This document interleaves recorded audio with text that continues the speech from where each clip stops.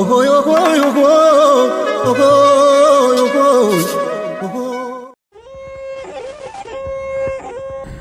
Seenaan qabsoo uummata Oromoo kan jaarraa tokko oliif ture akka ta'e ni beekama. Oromoon biyya isaa keessatti afaan isaatiin baratee aadaa fi duudhaa isaatiin jiraachuuf wareegama hedduu kanfaleera. Sirnoonni bittaa abbaa irree Itoophiyaa keessatti yeroo adda addaatti turan afaan, aadaa fi duudhaalee uummata Oromoo cunqursuu irratti kanneen xiyyeeffatan turani. Cunqursaa kana mormuunis yeroowwan adda addaa qabsoo uummata isaaniif kan godhanii fi itti wareegamanis lakkoofsaan hedduudha. Mee har'aaf qabsaa'ota hedduu turan keessaa seenaa Jeneraal Taaddasaa Birruu waliin haa ilaallu.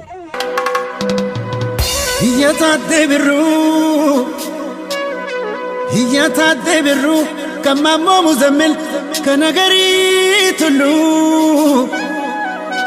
Hiyya Waaqoo Guutuu Abdullaa Ganamoo biyya Baaruu Tumsaa. Biyya Lamoo Keeltuu kan jaarraa Abbaa Gadaa. Hayyuureen Yuuseeda. Jeneraal Taaddasaa Birruun abbaa isaa obbo Birruu Kennee fi haadha isaa aadde Boontuu Waaqjiraarraa akka lakkoofsa Itoophiyaa bara 1914 Shawaa Kaabaa Salaalee aanaa Hidhaabuu Abootee jedhamu keessatti dhalate. Abbaan isaa obbo Birruu Kennee qotee bulaa hojii qonnaatiin maatii isaanii jiraachisan yoo ta'an bara 1928 akka lakkoofsa Itoophiyaatti yeroo mootummaan Xaaliyaanii biyya keenya weeraretti bittaa gabrummaa mormuudhaan humna waraanaa Itoophiyaatti makaman. Obbo Birruun waraana biyya keessatti taasifamaa ture irratti dirqama lammummaa isaanii bahaa osoo jiranii lubbuun isaanii wareegameera.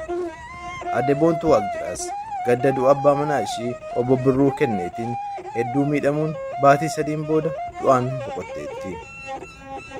Yeroo kana Jeneraal Taaddasaa Birruu ijoollee waggaa 14 kan hin caalle yeroo ta'u du'a abbaa isaa fi haadha isaa akkasumas weeraramuu biyya isaatiin baay'ee kan gadde Jeneraal Taaddasaan umurii isaa kanaan waan tokko murteesse.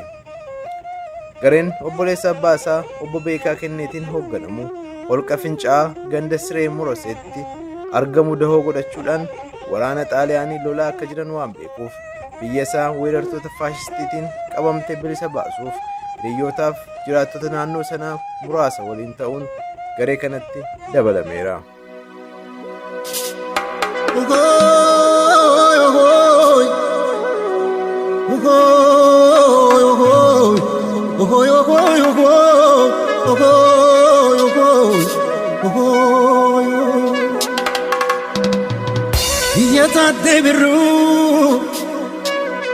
Hiyya Taaddee Birruu. Haa ta'u malee garuu Xaaliyaanonni humna waraanaa ammayyaa fi saayinsawaa hedduu waan qabaniif olaantummaa isaan irratti argachuun hin danda'amne. Waraana sa'a 24f taasifameen Jeneraal Taaddasaan fa'aa naannoo holqa Fincaa'aatti marfamuun akka harka kennanis ni dubbatama.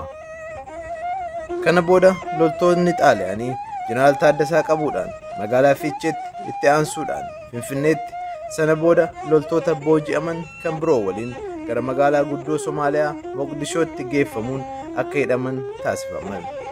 Murtiidhaa umurii guutus Jeneraal Taaddasaa Birruutti murtaa'e.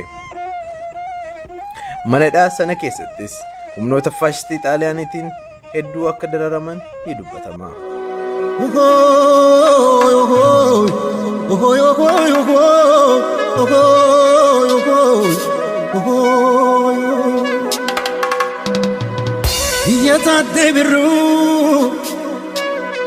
Hiyya Taaddee Birruu kan Maammoo Muzammil kan Agarii Tulluu. Hiyya Waaqoo Guutuu Abdullaa Ganamoo. Haa ta'u malee garuu yeroo muraasaan booda biyyi Somaaliyaa harka Xaaliyaanii jalaa ba'uun kolonii harka Ingilizii jalatti kufteetti. Kunis Jeneraal Taaddasaafaaf carraa guddaa ta'uudhaan hidhaa irraa akka gadhiifaman sababa ta'eera.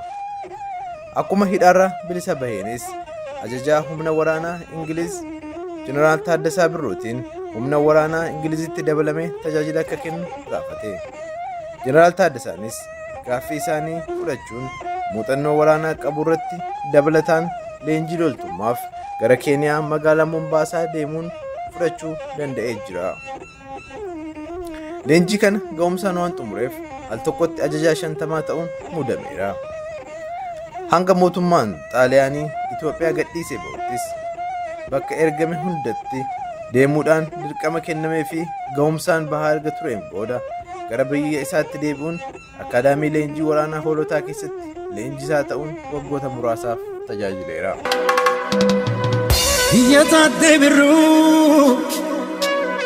Hiyyataadde birruu kan Maammoo Muzammil kan Nagarii Tulluu hiyya waaqoo guutuu Abdullaa Ganamoo hiyya baaruu tumsaa biyya lamoo keeltu kan jaarraa abbaa gadaa hayyuureen yuusee dhageessa. Kana boodas sadarkaa leetanaal koloneelitti guddachuun humna waraanaa keessaa bahuun humna poolisii biyyaalessaatti makameera. Humna poolisii kanas ammayyeessuuf itti gaafatamummaa kan fudhate Jeneraal Taaddasaan humna addaa Faxinoo Daraash jedhamuun beekamu hundeessuun koomaandara humna addaa kanaas ta'ee jira. Koomaandara humna addaa kanaa yeroo turettis falmataan mirga dhala namaa fi pirezidaantii Afrikaa Kibbaa duraanii Neelsan Maandeellaa akka leenjise ni himama. Baruma sana keessas sadarkaa Birgaader Jeneraalitti guddachuun koomaandara humna addaa Itoophiyaa, itti aanaa koomishinara humna poolisii biyyaalessaa, koomaandara waraana daangaa fi walitti qabaa koree duula doofummaa balleessuu ta'uun tajaajileera. Hayyuureen yuusee dhageessa baabureen loo'ee dhageessa dargaggoon haatee dhageessa shamarran ililbee dhageessa. Qabsoo uummata Oromoo yeroo sanaa wal qabatee waldaan wal gargaarsa Maccaaf Tuulamaa akka hangafaatti ilaalama ture. Waldaan kunis maqaa wal gargaarsaan haa dhaabbatu malee yeroon booda garuu qabsoo uummata Oromoo irratti xiyyeeffannaa isaa cimsachaa akka dhufe ni dubbatama. Waldaan kunis yeroo sanatti sanyummaan Oromoo ta'anii qondaalota mootummaa Haayila Sillaasee keessatti iddoo garagaraatti tajaajilaa jiraniif waamicha miseensummaa taasise keessaa Jeneraal Taaddasaa Birruun isa tokko ture. Jalqaba irratti cunqursaa saba Oromoo hubatee waan tureef yoon waldaa kanatti makame ilaalchi qooddaa sabummaa uumamuu danda'a jechuun shakkii akka dides ni himama.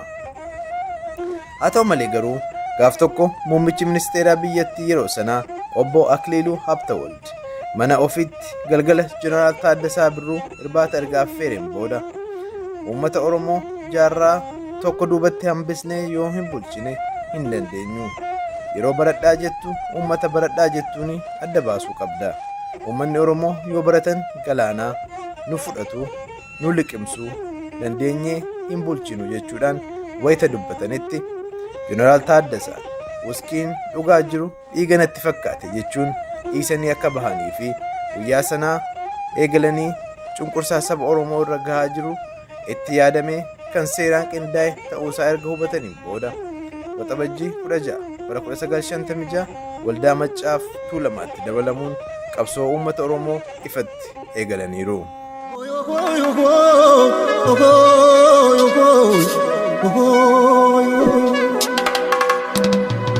Hiyyataadde birruu